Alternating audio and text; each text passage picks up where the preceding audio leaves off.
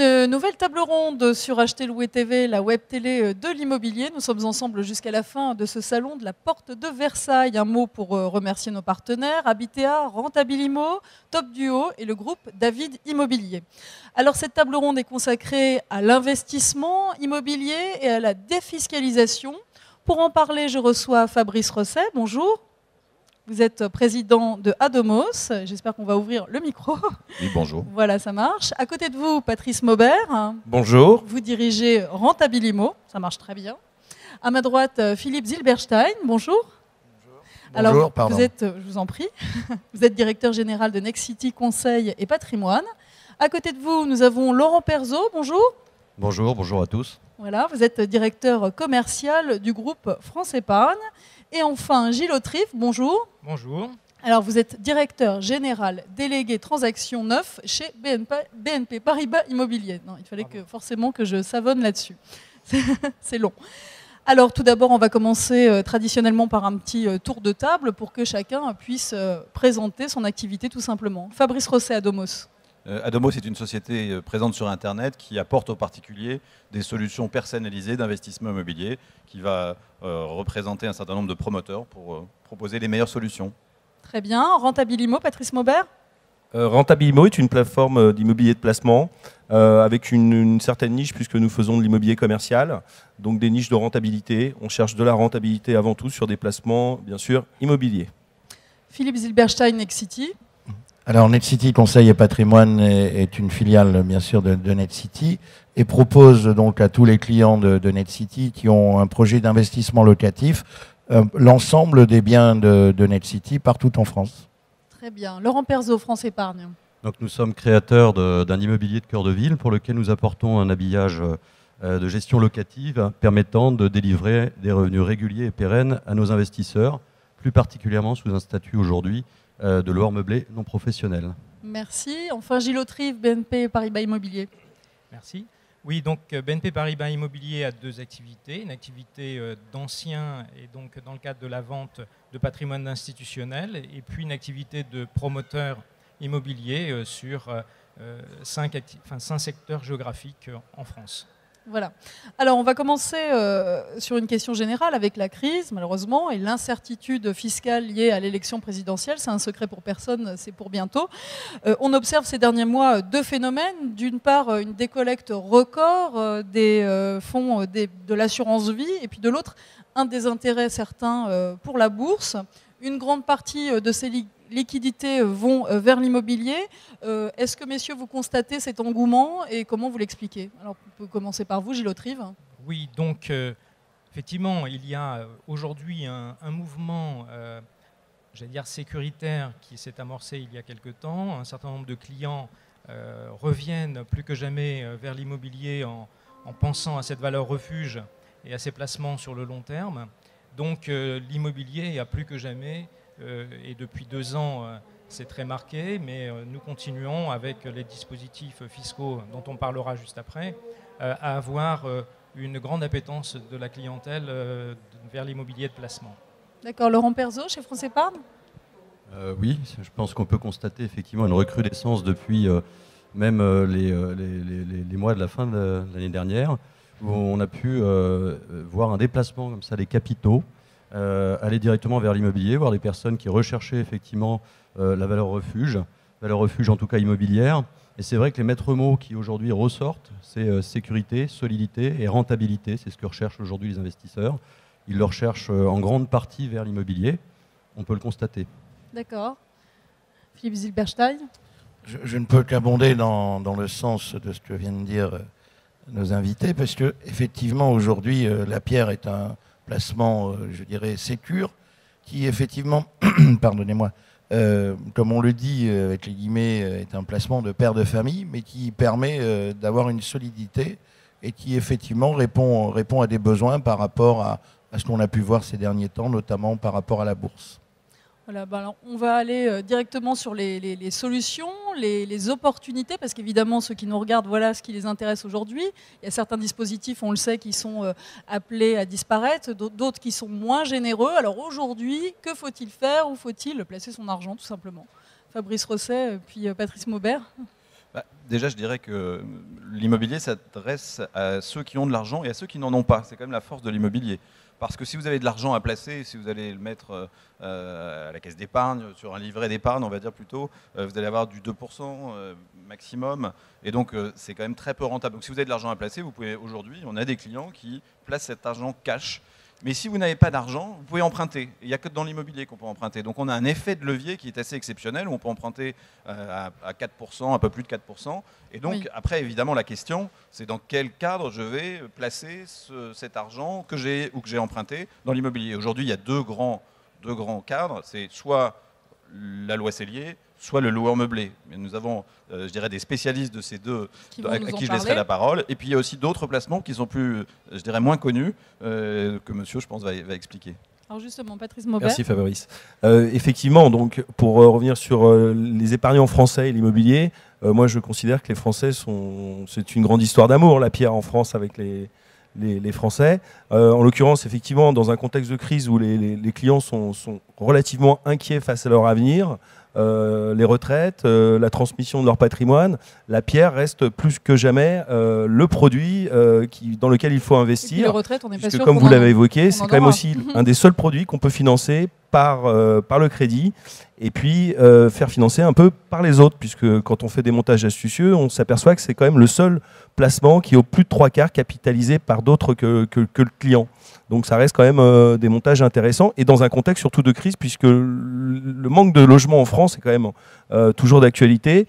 On parle de nombreuses années encore devant nous pour construire. Donc il faut saisir les opportunités dans l'immobilier, parce que plus que jamais, la pierre ne va pas baisser, hein, contrairement à ce qu'on pense. On dit tout le temps que ça va baisser, ça va baisser. 2008, on a attendu un crack qui n'est jamais venu. Et par la suite, les 2 années suivantes, on avait des hausses records. Peut-être que là, ça stagne puisqu'il y a des élections présidentielles. Mais je ne pense pas que la pierre va s'effondrer, contrairement à ce qu'on pense. D'accord, donc peut-être facteur aujourd'hui purement psychologique, un certain attentisme, tout le monde le dit sur ce salon.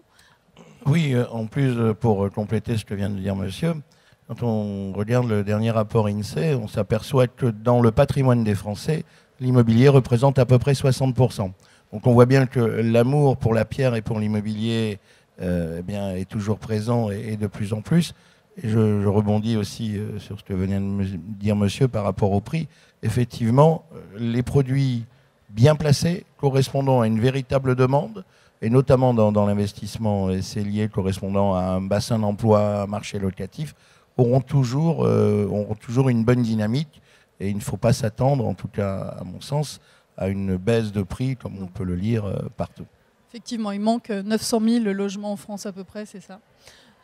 France Épargne, Laurent Perzeau. France Épargne, on parlait effectivement des différents dispositifs. Je pense qu'aujourd'hui, on peut constater que certains ont effectivement été modifiés. Pour autant, les investisseurs sont quand même en France relativement très privilégiés par les lois et par tout ce que l'État a pu mettre à disposition pour se créer du patrimoine. On est quand même dans des situations également très privilégiées en ce qui concerne les emprunts qui peuvent être faits aujourd'hui auprès des banques. Je pense au contraire que l'immobilier n'est pas prêt de baisser, puisque ça favorise sa croissance, ça favorise l'intégralité des investisseurs à venir aussi vers la pierre pour se constituer des revenus, pour se constituer du patrimoine. Et puis bien plus large que ça, il y a quand même des projets qui sont aussi d'importance dans une dimension, une stratégie, dans une vision un peu plus large que la défiscalisation. Vous avez des personnes qui aujourd'hui préparent leur retraite, préparent leurs revenus de demain et veulent protéger leur famille immédiatement. Donc tout ceci sont des facteurs qui permettent de créer au contraire un engouement. Et je ne pense pas, et je rejoins là encore ce qui vient d'être dit, que l'immobilier va baisser, bien au contraire. Et on peut le constater d'ailleurs d'une manière statistique en regardant effectivement l'évolution de cet immobilier sur plusieurs décennies. Maintenant, aujourd'hui, même si certaines lois sont modifiées, il existe des dispositifs qui sont quand même très favorisants. Vous avez entre autres la récupération de la TVA, vous gagnez quasiment 20% de la valeur de votre appartement tout de suite. Hein, on vous rembourse ou en tout cas vous récupérez cette TVA, c'est quand même pas neutre. Vous avez aussi des dispositifs qui vous permettent de vous délivrer des revenus complémentaires non fiscalisés pendant de très très nombreuses années grâce à des dispositifs de statut de loueur meublé non professionnels par exemple. Et on sait que ça existe depuis maintenant de nombreuses années puisque ce n'est pas soumis à des lois d'exception. Ce sont des régimes qui sont liés au Code général des impôts. Et puis vous avez des lois d'exception, certes, qui sont touchées, mais vous avez encore la possibilité au travers, par exemple, de la loi Bouvard-Sancy, de conjuguer à la fois la récupération de TVA qui est de 19,6%, plus la possibilité d'aller impacter par une réduction d'impôt votre montant d'imposition d'une valeur de 11% de la valeur de l'appartement. Si avec ceci, plus des taux, des taux bancaires bas, on dit que l'immobilier est dans une passe où on risque de baisser, je m'interroge. D'accord. Gilles Autrive, les opportunités à saisir. Oui, donc je pense que pour les clients qui pourraient se poser des questions sur l'évolution des prix de l'immobilier, il y a 2 chiffres à retenir. Le premier, c'est le nombre de logements que nous construisons, tous promoteurs confondus, par an. On en construit et on en vend environ 100 000, pour parler en chiffres ronds. Et aujourd'hui, à l'offre disponible non construite, vente en l'état futur d'achèvement, il y en a 69 000 en France de disponibles. Sachant que nous avons besoin de 2 ans pour réaliser, construire et développer nos opérations. Donc vous voyez bien qu'aujourd'hui, on a à peine 7-8 mois d'offres disponibles pour un délai de construction de l'ordre de 2 ans. Donc ce qui fait que les chiffres sont assez parlants d'eux-mêmes. Et effectivement, en faisant partie de BNP Paribas, je dois ajouter un élément sur les taux d'intérêt. On a connu en fin d'année dernière une hausse des taux d'intérêt et on nous prédisait sur toute l'année 2012 une tension sur les taux d'intérêt et finalement depuis maintenant 3 semaines eh bien, on connaît une baisse de l'ordre de 20 centimes sur ces fameux taux. Donc nous sommes repassés sous la barre des 4% au niveau des emprunts. Donc il y a encore aujourd'hui plus que jamais une opportunité à la fois sur les défiscalisations envisageables sur l'année 2012 mais également sur la manière de les financer à des conditions plus que jamais intéressantes. Et puisqu'on en est à cette question des taux, je reste un peu avec vous, Gilles Autrive. Est-ce que, alors évidemment, c'est toujours, on demande aux gens de lire dans le mar de café, c'est un peu compliqué, mais est-ce qu'on prévoit encore une hausse éventuelle pour la fin de l'année? Qu'en dites-vous chez BNP Paribas? Il y a au mois de mai quelques éléments importants qui vont se dérouler. Il y a beaucoup de facteurs au niveau de l'international où je pense que toute personne écoutant un peu l'actualité peut remarquer qu'il y a des tensions au niveau international, au niveau de la croissance. Et dans la mesure où cette croissance n'est pas encore revenue totalement et pérennisée, je ne pense pas que les taux d'intérêt vont flamber de façon on me dit si vous pouviez parler un tout petit peu plus près du micro. Voilà. Parfait. Voilà. Donc, qu'on vous entende bien. Donc au niveau des taux d'intérêt, je ne sais pas forcément prédire l'avenir, mais en tout état de cause, les facteurs que nous avons à notre connaissance aujourd'hui me laissent penser qu'on devrait connaître une stabilité à ce niveau-là. D'accord. Philippe Zilberstein, Nexity. Je voudrais juste rajouter un petit mot là-dessus. En fin de compte, il y a à peu près 2 ans, on avait plutôt des taux qui étaient historiquement tellement bas qu'aujourd'hui, c'est le point de référence. Mais c'était cette période qui voulait que ces taux étaient tellement bas qu'aujourd'hui, on a l'impression que les taux augmentent. Mais comme l'a dit parfaitement Gilles, aujourd'hui, on trouve des taux à moins de 4%. Donc, c'est quand même... Alors, moins de 4% pour les bons dossiers. Certes, évidemment. mais même avec quelques centimes en plus, ça reste tout de même des taux qui sont très acceptables. Laurent Perzeau, qui veut réagir? Quoi qu'il en soit, de toute façon, les intérêts restent défiscalisés. Oui. Donc on peut aussi se rappeler que, là encore, c'est une participation aussi de l'État à l'acquisition de son patrimoine. Et puis aujourd'hui, compte tenu des rentabilités qu'on va effectivement aller rechercher dans l'immobilier, on peut largement faire des opérations très fructueuses, justement en empruntant à des taux qui restent très bas par rapport à d'autres périodes que l'on a connues haussières, et avec des résultats qui peuvent être effectivement probants. Fabrice Rosset. Oui, et ce qui est très important aussi de comprendre pour l'investisseur, c'est qu'en France, on a la chance d'emprunter à taux fixe.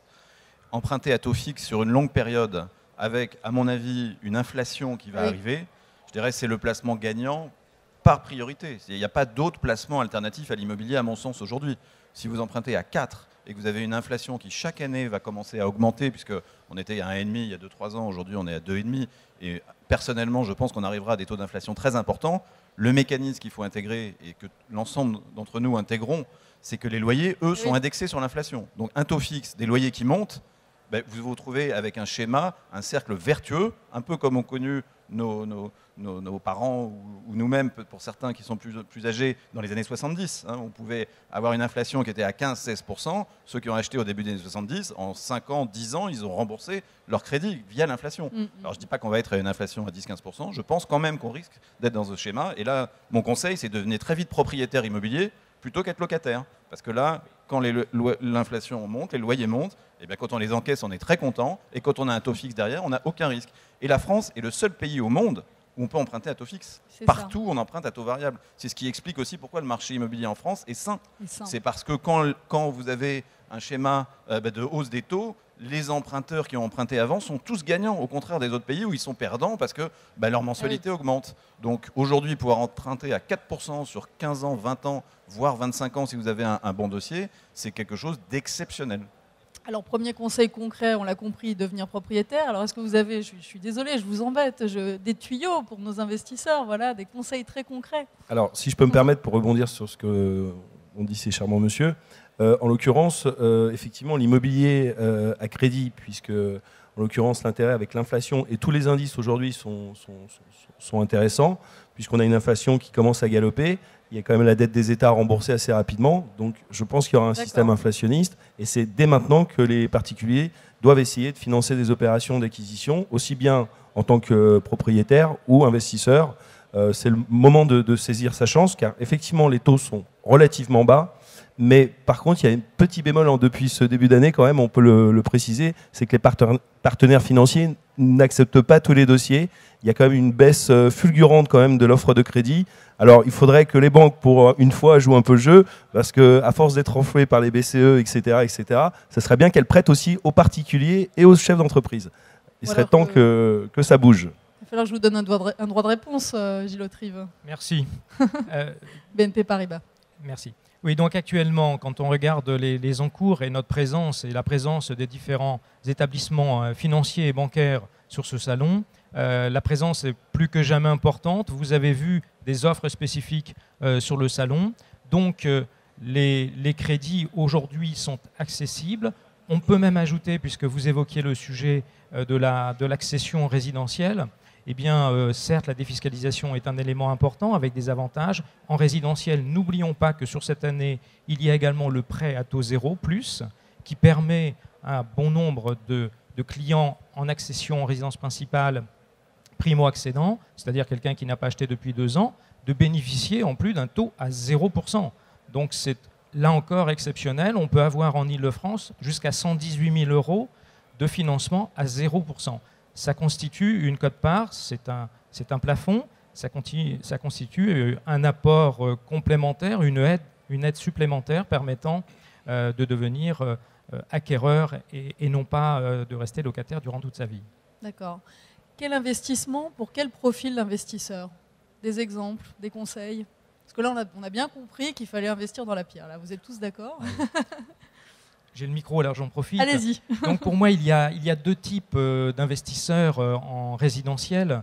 Vous avez l'investisseur qui a un axe prioritaire qui est celui de la rentabilité et donc qui va jouer sur la rentabilité immédiate du produit, donc ce qui veut dire sur des secteurs géographiques à potentiel et avec des niveaux de prix encore assez maîtrisés. Et donc ce qui veut dire que ce seront des secteurs qui sont plus en devenir, sur lesquels on va également miser sur le potentiel de plus-value à terme.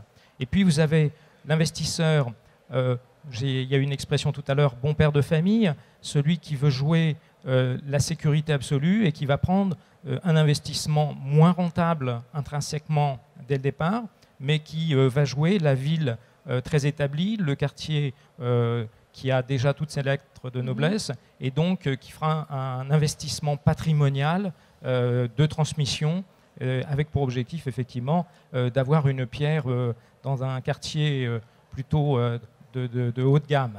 D'accord. Messieurs, quelques conseils pour compléter? Oui, alors vous avez aussi dans ces profils d'investisseurs, aujourd'hui, l'investisseur qui peut rechercher justement cette sécurité pour lequel il se pose des questions, en tout cas sur certains placements financiers. On le sait, on parlait des dettes d'État.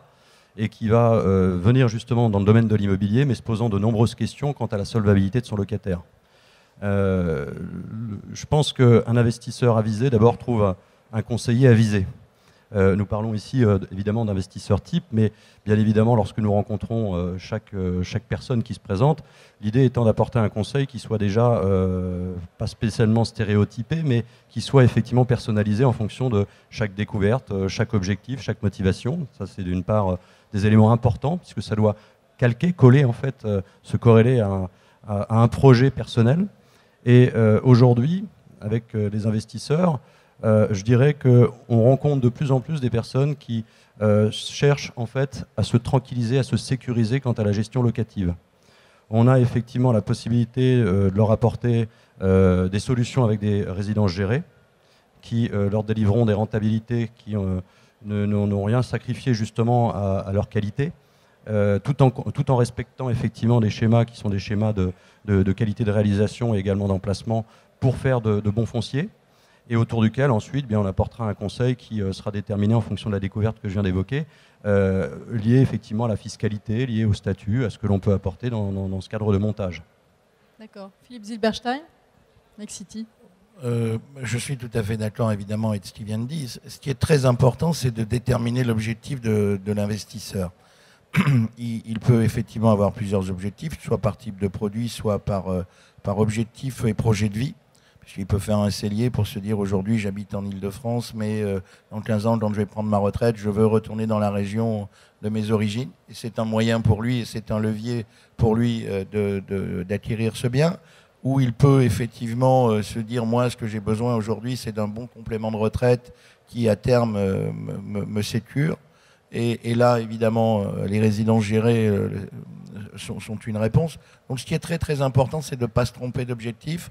Et de ne pas se tromper de produits et évidemment de professionnels vers lesquels ils vont se tourner. Oui, parce qu'évidemment, un investissement, par définition, le risque zéro n'existe pas. Et Laurent Perzeau, vous l'avez évoqué, il y a la question de la sécurité, de la solvabilité. Comment on fait en tant qu'investisseur pour sécuriser au maximum, on va dire, son investissement ? Alors, vous avez raison, le risque zéro n'existe pas. Mais on peut le limiter quand même en s'adressant encore une fois à des vrais professionnels qui ont, dans les offres produits immobilières, la plupart du temps, la solution liée à la gestion. Alors, dans le cadre des résidences gérées, mais monsieur en parlera mieux que moi tout à l'heure, on est dans le cadre d'un bail commercial avec un gestionnaire qui est déterminé, avec un loyer qui est connu en amont, et vraiment, c'est relativement sécure. Mais en cellier aussi, aujourd'hui, tous les grands promoteurs sur ce salon ont tous soit des filiales de gestion, soit des accords avec des gestionnaires qui viennent amener évidemment des montants de loyer, qui sont des montants de loyer du marché, hein, pas obligatoirement du plafond, et puis qui derrière viennent porter des garanties de carence, de vacances, ce qui permet quand même à l'investisseur d'être quand même, d'avoir une visibilité et d'être rassuré sur le devenir de son investissement. Alors peut-être un mot sur les résidences gérées et puis sur ce que vous proposez chez Rentabilimo. Enfin, d'abord peut-être résidences gérées puisqu'on vient d'en parler. Alors, voilà. je pense que c'est commun d'ailleurs à l'intégralité des projets d'immobilier. En tout cas, c'est ce qu'on recherche à faire lorsque l'on propose de l'investissement et de l'investissement de qualité. Il y a de toute façon des services de recherche et de développement qui sont là pour établir les fonciers, établir les meilleurs endroits, d'abord les meilleures villes. Ce qu'on entend par les meilleures villes, ça ne veut pas dire les plus grandes villes de France, ça veut dire surtout les plus économiquement viables, en plein essor, en fort développement, avec des entreprises qui viennent s'y installer, avec une forte demande également d'un marché locatif existant, avéré, et que l'on peut exploiter. Ça, ce sont des études qui doivent se faire en amont pour être certain que à l'emplacement où on va se situer, en règle générale plutôt en cœur de ville, proche de toutes les commodités, puisqu'on n'a jamais vu une ville se déserter par son centre. Donc à la fois on assoit la qualité patrimoniale du bien que l'on va proposer. Donc il ne faut pas oublier que la réussite d'une opération, ça reste quand même le support, et le support doit être sain. Et la manière dont il peut être sain, c'est déjà de déterminer les emplacements qui soient effectivement des emplacements porteurs. Donc ça, c'est un premier point. Et puis à la suite de quoi, effectivement, c'est à la maîtrise du marché locatif et notamment du gestionnaire ou des intervenants que l'on pourra effectivement apporter le deuxième élément qui pour moi fait une opération réussie dans le domaine de l'immobilier, c'est effectivement d'encaisser ses loyers, puisque c'est quand même la source principale. Un petit peu le nerf de la guerre. Voilà, il ne faut pas l'oublier, et majoritairement participative à la vie économique de cet investissement, voire même de l'objectif qui a été envisagé.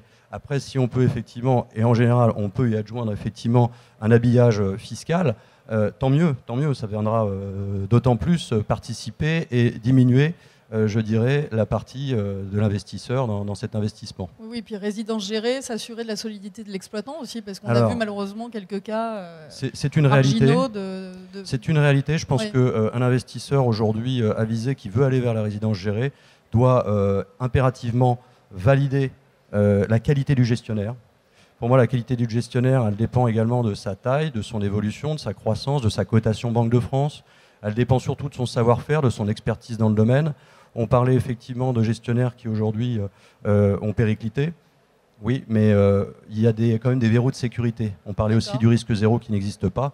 Et bien de la même façon, si dans la loi de la probabilité, effectivement, ça n'existe pas, on peut tendre vers le risque zéro en prenant des précautions bien en amont. Parce qu'il ne faut pas oublier qu'un gestionnaire avisé, c'est un gestionnaire qui va créer un parc et un patrimoine en premier lieu pour lui. C'est-à-dire que ça doit fonctionner pendant des décennies pour qu'il puisse gagner de l'argent avec. Et c'est même ce qui est rassurant d'ailleurs pour l'investisseur, parce qu'on aura un soin à porter sur l'emplacement, sur la qualité, ce qu'on vient d'évoquer, mais on aura aussi forcément à partager ensemble un marché locatif qu'on sait maîtriser, qu'on sait exploiter et qu'on sait surtout être rentable pour tout le monde. Et là, on peut obtenir un partenariat gagnant-gagnant. Après, c'est la solidité, comme je disais, du gestionnaire et son expertise qui importe. Alors, je vous donne la parole après. Allez-y. Oui, en matière de gestionnaire, effectivement, vous l'avez dit tout à l'heure, il y a par le passé eu des exemples de gestionnaires qui malheureusement ont connu des soucis. Et donc, nous avons tous vu ces cas et suivi ces cas. Et donc, dans notre dispositif, donc chez BNP Paribas, on a souhaité développer nos propres structures de gestion. Elles sont totalement intégrées. Donc, c'est la garantie BNP Paribas qui est offerte aux investisseurs. Donc, à partir de là, en interne chez vous. En interne chez nous, on a 2 structures intégrées pour pallier justement à ces soucis. C'est intéressant ça. Alors justement, pour rebondir sur ce que viennent de dire ces messieurs, en l'occurrence, l'immobilier locatif doit répondre effectivement à un besoin.